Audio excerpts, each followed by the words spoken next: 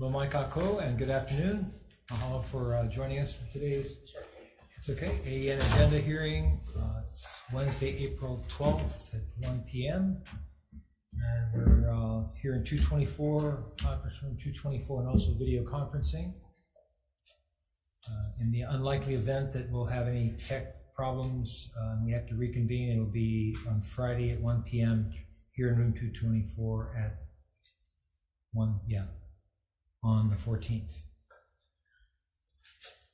Okay, and so because of our 90-minute time limit, your testimony will be limited to 2 minutes for all testifiers, and we'll start off with HCR 38, urging the National Institute of Food and Agriculture of the United States Department of Agriculture to issue additional funding for the Gus Schumacher Nutrition Incentive Program to provide matching funds for the expansion of the state Double Up Food Bucks program to all approved supplemental nutrition assistance program retail outlets throughout the state.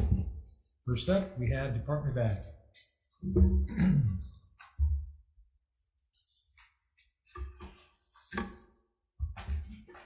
Good afternoon, Chair, Vice Chair, members of the committee. Sharon Hurd, Department of Agriculture.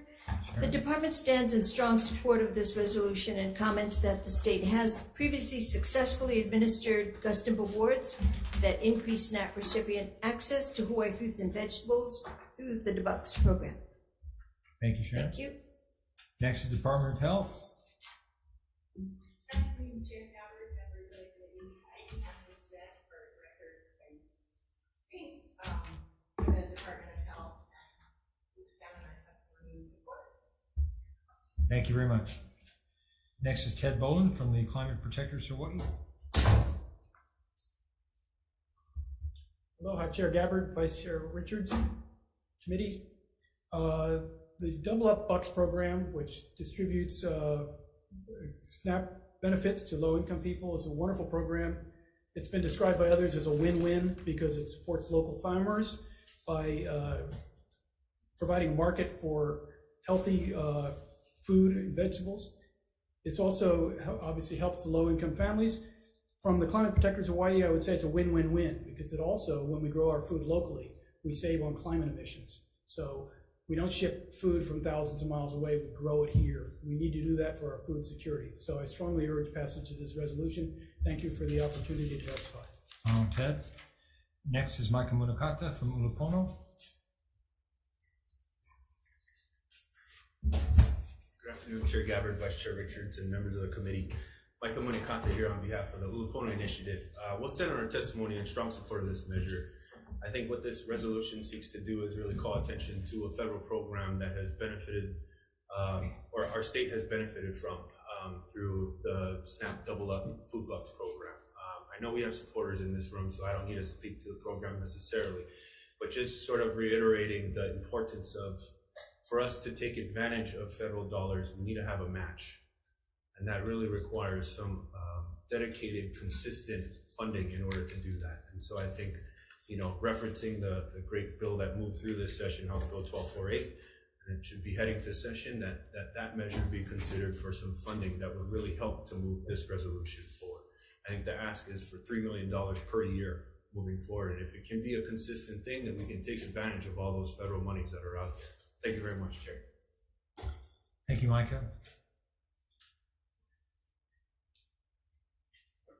Okay, we had 13 in support, 1 in opposition. Anyone else wishing to testify on this measure? Brian? Sorry, Chair. We just want to make sure that you have testimony from the Hawaii Farm Bureau. We're in support of this. Share the chair has testimony. Oh yes, do have you here? I didn't have you testify. Yes, thank you very much, Brian. Thank you. Anyone else? Members, any questions? Sure. Yes, Senator Richards. Sure.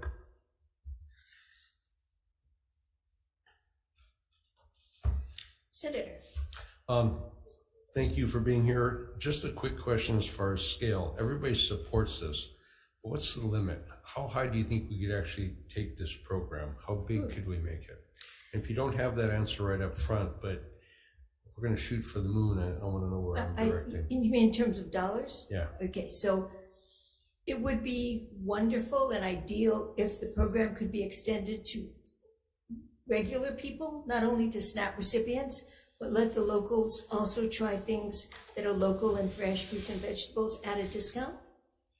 With that added, other than the SNAP, it could just be, could go through the roof, like you said. Maybe something we should talk about, expanding the program, which in a way we could look at reducing the cost of living by helping local agriculture. Okay. Okay. We'll talk sort about that later. Thank you, Yeah. Chair. And I also have a question. I read somewhere that the bucks was going to expire on December 26th. Is that correct? Don't have that, I don't remember that. Of this year? Yeah. Nope. We'll have It's to on check. it's on the website. Anyway, appreciate you checking that out and I getting will. back to us. Thank you. Yeah. Thank you. All right, moving on. Next measure is HCR 126 HD1, urging the U.S. Department of Ag, Natural Resources Conservation Service to take certain actions regarding fugitive dust. Okay, let's see. We have no testifiers on fugitive dust, so no questions. We have 3 in support, 1 opposed. So we'll move on to the last measure on this 1 o'clock agenda, HCR 192, urging the Hawaii Climate Change Mitigation and Adaptation Commission to develop a proactive and comprehensive communication strategy to educate Hawaii's residents about the health impacts of the climate crisis. First up is Ted Bowen, Climate Protectors, Hawaii. Thank you, Chair Gabbard, Vice Chair Richards, members of the committee. Ted Boland for the Climate Protectors of Hawaii in strong support of this measure. Very strong support, because we need education on this topic. We all, I think most people know about sea level rise coming. Not so many people know about how health is going to be impacted by climate change. Through increased heat, vector-borne diseases, crop failure and food insecurity, waterborne diseases, extreme weather events, air pollution, and adverse mental health impacts. Adverse health impacts are going to increase in future years. So we need a strong education program so that people know what's coming. And this resolution would call for a proactive and comprehensive communication strategy to educate Hawaii's residents about the health impacts of the climate crisis, and work with other state agencies, local governments, and community organizations to develop a public health engagement strategy. I think that's something the state needs, and strongly support this resolution. Thank you for the opportunity to testify. Thank you, Ted. Next is Elizabeth Kiefer with, as an individual, Elizabeth? Yes, hi, thank you so much, Chair and Vice Chair. I'm Dr. Elizabeth Kiefer. I'm an assistant clinical professor at JAPSOM, and I strongly support this resolution and stand by my written testimony. And I just wanted to let you know that for the past 2 years, I've been educating physicians and residents and medical personnel about the health impacts of the climate crisis. And I recently completed special training at Yale University, specifically for physicians to communicate these risks to the public. So I'm in strong support. Thank you. Thank you. Okay, anyone else wishing to testify on this measure? Anyone from the commission? Members, any questions? Senator Rhodes? Boylan, if you don't mind. So is there any evidence yet that COVID was it's consistent with global warming, I guess, but is it thought that it actually is a result of global warming? I don't know that. I do know that the increased temperatures that are coming with global warming are going to cause more problems with vectors, including animal-human leaps, like apparently occurred with COVID. So I think it's an issue, but I don't know the science. You know, that's for sure. Okay. Yeah. All right. Thank you. Thank Thanks, you. Chair. Okay, thank you. Anyone else? Members, if it's okay, we can just go right into decision making. Okay. Data sheets.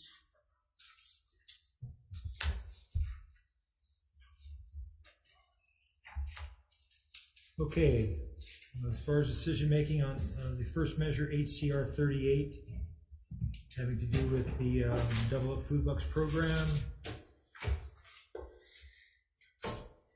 Yes, definitely a triple win for everyone. So thank you for everyone participating. And I did want to mention, and thank you to Mike Munakata and Ulupono for, you'd mentioned the amount of federal funding that's available, and the fact that Ulupono has really stepped to the plate as far as helping get those grants applied for. And as far as CTAR, it's $40 million or something like that, or we really need to step up to the plate. And I know that the new chair of the department will be, this is so really looking forward to all you guys are doing for the cause. So the chair's recommendation will be to pass HCR 38 as is. Any discussion? Chair votes aye. Thank you, Chair. Chair votes aye. Vice Chair votes aye. Senator DeCoy is excused. Senator Rhodes? Aye. Senator Watt? Aye. Chair, you have 4 in favor. Motion is adopted. Thank you, members. And then HCR 126 HD1 regarding fugitive dust. Chair's recommendation we pass as is. Any discussion? Chair votes aye. Chair, I'll make sure I get the right one. 26, yeah. Okay. Unamended, Chair votes aye. Vice Chair votes aye. Senator DeCoy is excused. Senator Rhodes? Aye. Senator Watt? Aye. Chair, you have 4 in favor. Motion is adopted. Thank you, members. And the final measure on the 1 o'clock agenda, HCR 192, urging the Hawaii Climate Change Mitigation Adaptation Commission to develop a proactive and comprehensive communication strategy on the climate crisis. The chair's recommendation will be to pass as is. Chair votes aye. Chair votes aye. Vice Chair votes aye. Senator DeCoy is excused. Senator Rhodes? Aye. Senator Watt? No. Chair, you have 3 in favor. The motion is adopted. Thank you, members, and that concludes the 1 o'clock AEN agenda. Stay tuned for the exciting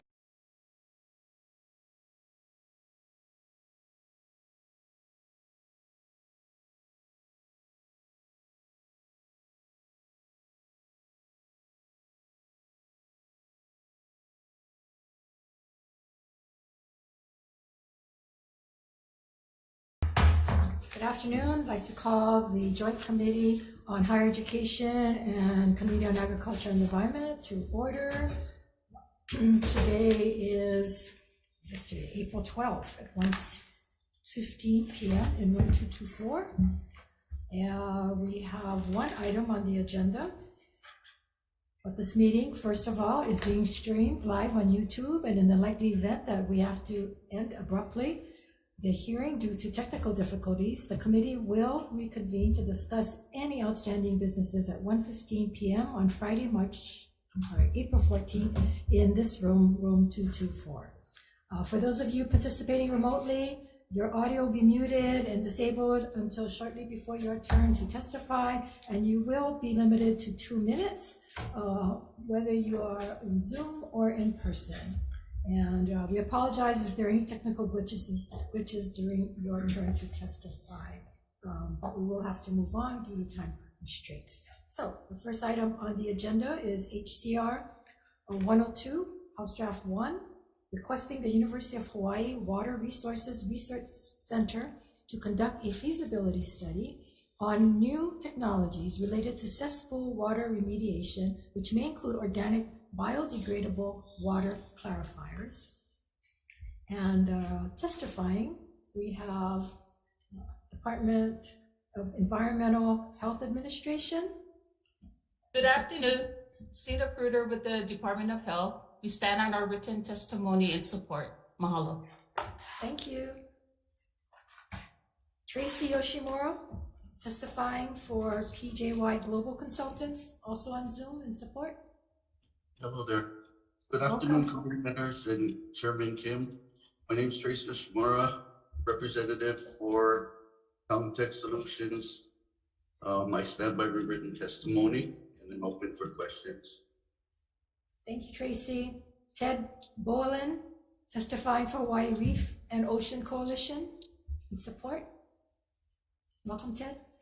Thank you, Chair Kim, Chair Gabbard, Vice Chair Richards, members of the committees. Ted Boland on behalf of the Hawaii Reef and Ocean Coalition in strong support of this measure. I served as the Deputy Attorney General representing the Department of Health on wastewater matters for 15 years, and I served for 4 years on the cesspool conversion working group one of the things I learned in that time was that we need new technologies for cesspools. We need that because there are better ways to control cesspool waste, and because it's very expensive under current technology, and we need to find new technologies. So I think the Hawaii Reef and Ocean Coalition is very concerned with finding new technologies and very strongly supportive of this measure, which would do that. I don't know about the organic bioreactor specifically, but that's one of the technologies that can be looked at. And I would urge the committees to pass this resolution to save the people of Hawaii who have to upgrade money in the future, and to help us get to our goal of eliminating cesspools by 2050. Thank you for the opportunity to testify. Thank you. Why don't you sit there for now, because I will have a question or two. We have 3 other individuals here, I'm sorry, that signed up but is not here to testify, and 2 in support and 1 opposed. So with that, members, anyone else here wishing to testify in this measure? I don't see anyone. Any questions? Senator Algaran. It's either for TED or DOH. Has anyone actually been in contact with the Water Resources Research Center to make sure they're going to be willing to do this? I wouldn't say I've been in touch with them, but I've been in touch with them over time. This specific measure, I think, since it's a resolution and doesn't have funding, I think that's a question for them. I don't know the answer, but it's what I know is it's a process that needs to be done. It's within the expertise, I think, of the Water Resources Research Council, whatever that, if I may have their name wrong. But yeah, no, I've not had that conversation. Maybe DOH has. Yeah, I mean, is DOH still on? DOH, are you on still? Yeah, I'm on. Yeah, so I don't believe that they were notified, of this resolution, so I'm not sure, if they would support it or not. All right, thanks. Any other questions? I have a couple. DOH, so why is it so hard for us to be able to look at new technologies without having to do a study? I mean, with the technologies we have around the world and learning about what everybody else is doing, why is it taking us so long with cesspools to come up with these technologies or ideas? Because actually, it's not, this wastewater systems in general is kind of tough to kind of find alternatives, because one of it, is it going to treat the wastewater, to ensure that, it's treated to a level that it doesn't or minimizes impact to the environment. We do actually try to track the new technologies that's happening on the East Coast. And they're actually, spending a lot of money, doing these technologies, but we actually would need assistance from the water resources, to also do studies too, and to actually assist us in kind of writing or providing guidance on design specs, of these systems. So, right. But nothing prohibits you, and all these years have gone by, and to have to wait for a resolution out of the legislature. Nothing prohibits you from contacting or working with the University of Hawaii, or working with the water resource, or reaching out. Is that correct? Yeah, that's correct. I don't think a resolution is needed for us to try to coordinate with the University of Hawaii. But have you folks even attempted to do this? We actually have, at least with some of the technologies. For example? So there is what is that? There is a modification to say for a leach field that involves, doing a sand and a sand and wood chip mixture. Because that actually would help with, trying to, that would actually it would actually reduce the cost of, saying someone who has to put an aerobic treatment unit where they actually had to modify like the leach field. I think the issue with us working with UH is that they have like a turnover of staff, and they don't have dedicated staff to actually kind of like focus, on this need. And plus two, they just kind of like lost a professor, at the University of Hawaii that was there for like 25 years and kind of dedicated his life, on looking at like these alternative technologies. So if that's the case though, then passing this resolution, is that going to change anything? I don't think so. I mean, I think we still can probably reach out to the University of Hawaii without a resolution. Okay, well, I hope that going forward with the new administration and everything, that the departments will be more proactive and looking at how to solve some of our problems instead of, doing as you always do, and then wait for the legislature to dream up these kinds of resolutions or bills, and then many times come in and testify against it because it's not feasible. But you folks are more of the experts. You're the ones that are dealing with the problems on a day-to-day basis. So we hope that they'll take some leadership to look at what are some of the ways we can move forward and not be, since I've been in office, we've been having these cesspool issues as far as long as I can remember. So yeah, I want to encourage you folks to please, come up with ways in which we can address the problems. Any other questions? Sure. Senator Richards. Yeah, thank you, Chair. Ted, when you were on the working group, I'm assuming you explored new technologies or were trying to. Did you find anything that was an aha moment, or was it? No aha moments. Thank you for the question, Senator. We did explore new technologies in the working group. There was a committee that worked on it. The WRRC did participate in the working group. So there has been work done, but it's an evolving field. We're looking for the aha solution, and we're looking for new technologies that are coming along all the time. And it's not just technology to exist, but also to be commercially scalable. So I think those are the challenges that we face. Okay, thank you, Chair. Okay. Having heard what the department said, that they don't think this resolution is going to do anything, what's your response? Good question, Senator. Thank you. High Rock support the resolution because of our concern about the issue. Yes. But in terms of what is the right way to fund it and what is the right way to move forward, I agree with what I think you are saying, that there's nothing preventing the Department of Health and the University of Hawaii from exchanging ideas. And I think the University of Hawaii could be useful as a sounding board and provide their expertise. Whether the resolution is the way to achieve that or not, I don't know. Fair enough. It always behooves me when we get criticized for interfering, for micromanaging, and yet these departments or agencies or the university, sit on their hands until we pass something or we come up with these ideas. And, to me, that's where we need leadership, and we're just not getting that. But I appreciate your testimony. Thank you. Thank you for your question, Senator.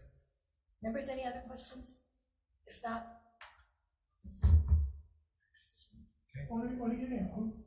Senator Favela, you had a question? The problem that I have is we're in my area, the cesspools, and I looking over here because unnecessary polluting our water. Yeah? So it's great that we're against the cesspools of polluting our water. In my community, we have more than just cesspools polluting our water. Our biggest issue is Prohala. The cesspools in our area, wherever states, all these guys are up in here, late ages. The families all moved out. Possibilities of actually proving that they're almost 5 miles away from the ocean. You dig down 20, 30 feet, you don't even hit water. So saying that the cesspools are leaking and contaminating the water, what is the scientific data that we're going to accomplish this whole process of going? Because we're talking about not just here, we're talking about island Hawaii and every other island around the state that we're going to have to look into this thing. Who's going to fund all that? how is that gonna be, distributed in the sense of, since the city and county started this whole thing, a while back, that there's gonna convert all the cesspools because of what you're talking about now? How is that gonna trickle down to the consumer by living in these homes? That directed to Hamlet to, I don't know, what else is here, DOH, Yeah, they're was there? on. Okay, that's why I asked if he was the only one here. DOH?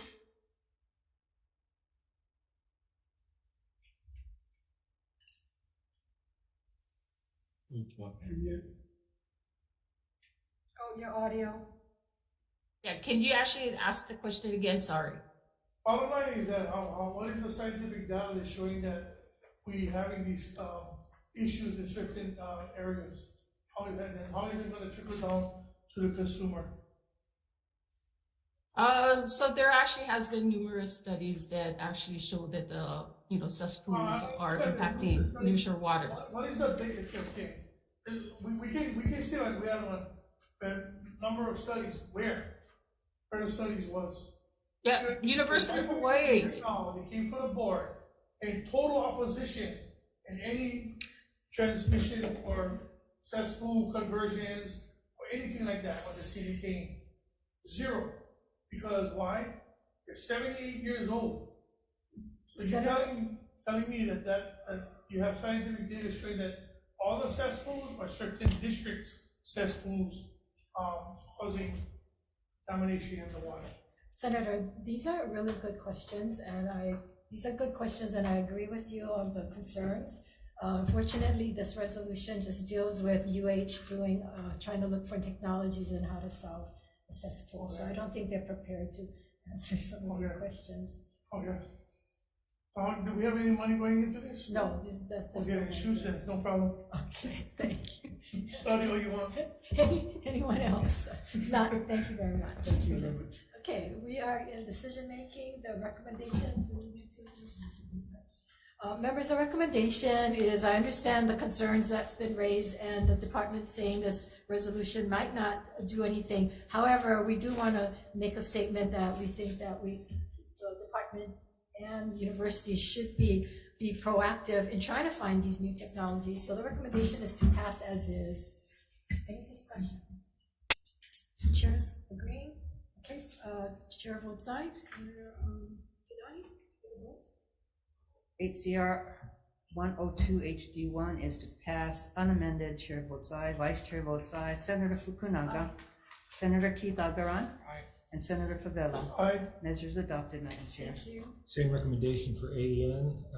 Any discussion? Chair votes aye. Vice Chair? Chair votes aye, Vice Chair votes aye, Senator Floyd is excused. Senator Rowe, Senator Awa. Aye.